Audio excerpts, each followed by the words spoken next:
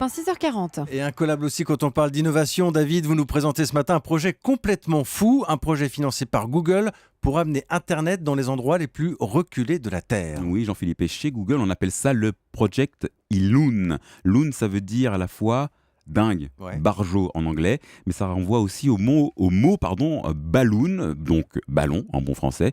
Vous allez comprendre pourquoi. L'idée, en fait, c'est d'envoyer dans les airs, au-delà de la zone où volent les avions, d'immenses ballons gonflés à l'hélium, plus de 15 mètres de diamètre. En dessous, accrochés, vous avez des espèces de relais, ils vont diffuser l'internet vers le sol. Ça fonctionne exactement comme une box Wi-Fi géante. Le but de Google, c'est d'avoir dans le ciel des centaines et des centaines de ballons qui vont former un véritable réseau qui va couvrir la planète. Et le plus dingue dans cette histoire, c'est que ça marche. Vous dites que ça marche, ça veut dire qu'il y a déjà des internautes qui se connectent grâce à ces ballons ? Oui, alors c'est vrai, ils ne sont pas nombreux, quelques dizaines seulement. Ils habitent tous dans la même région, un endroit très reculé en Nouvelle-Zélande. C'est là que le projet est testé depuis quelques semaines. Il y a un truc que je ne comprends pas, David.